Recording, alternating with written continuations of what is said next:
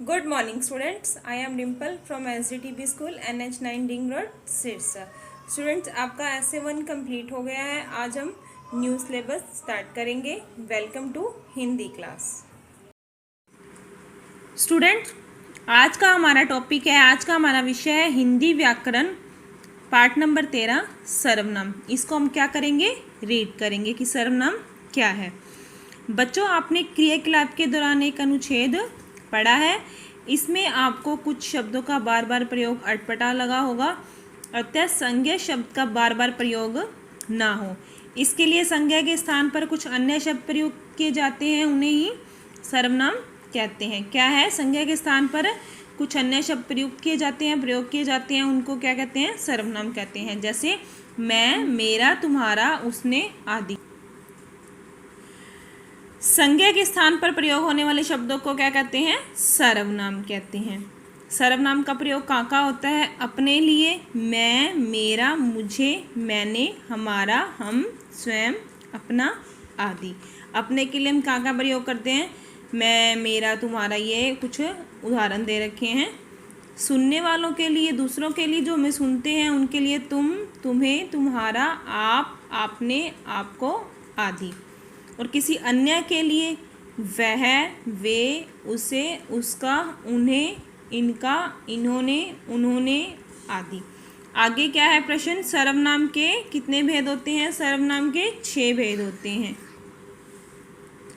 पहला है पुरुषवाचक सर्वनाम, दूसरा है निश्चयवाचक सर्वनाम, तीसरा है अनिश्चयवाचक सर्वनाम, चौथा है प्रश्नवाचक सर्वनाम, पांचवा है संबंधवाचक सर्वनाम, आगे छठा है निजवाचक सर्वनाम। ये क्या है, सर्वनाम के 6 भेद हैं। आगे इनके बारे में पढ़ेंगे। पहला है पुरुषवाचक सर्वनाम। पुरुषवाचक सर्वनाम क्या होते हैं, जिन सर्वनाम शब्दों से बोलने वाले, सुनने वाले और जिसके विषय में बात की जाए अर्थात किसी अन्य का बोध होता है, उसे हम क्या कहते हैं, पुरुषवाचक सर्वनाम कहते हैं। जैसे मैं, तुम, वह, उसने आदि। आगे इसके भी कितने भेद होते हैं, 3 भेद होते हैं। पुरुषवाचक सर्वनाम के कितने भेद होते हैं, तो आप क्या लिखोगे, क्या बताओगे, 3 भेद होते हैं। उत्तम पुरुष, मध्यम पुरुष, अन्य पुरुष। आगे देखो, संज्ञा शब्दों की तरह सर्वनाम शब्दों की भी रूप रचना होती है। सर्वनाम शब्दों के प्रयोग के समय जब इनमें कारक चिन्हों का प्रयोग होता है तो इनका रूप बदल जाता है। पुरुषवाचक सर्वनाम में 7 कारकों संबोधन कारक को छोड़कर का प्रयोग एकवचन और बहुवचन के रूप में होता है। निश्चयवाचक सर्वनाम, दूसरा क्या है, निश्चयवाचक सर्वनाम। निश्चयवाचक सर्वनाम क्या होता है, जिन सर्वनाम शब्दों से किसी निश्चित व्यक्ति या वस्तु की जानकारी मिले उन्हें क्या कहते हैं, निश्चयवाचक सर्वनाम। जैसे ये देखो उदाहरण दे रखे हैं ना, किसी वस्तु, जैसे वह मेरी कार है, यह एक चित्रकार है, जैसे ये दे रखे हैं ना, व्यक्ति या वस्तु, वस्तु और व्यक्ति। आगे है, इन वाक्यों में वह और यह निश्चित व्यक्ति और वस्तु की जानकारी दे रहे हैं, इसीलिए ये निश्चयवाचक सर्वनाम हैं। अगला है अनिश्चयवाचक सर्वनाम। अनिश्चयवाचक सर्वनाम क्या होता है, जिन सर्वनाम शब्दों से किसी निश्चित व्यक्ति या वस्तु की जानकारी ना मिले उन्हें क्या कहते हैं, अनिश्चयवाचक सर्वनाम कहते हैं। जैसे आपको कोई बुला रहा है, आपको कोई मतलब यहाँ कुछ नहीं पता ना कौन बुला रहा है, इसका मतलब नहीं पता चल रहा ना हमें।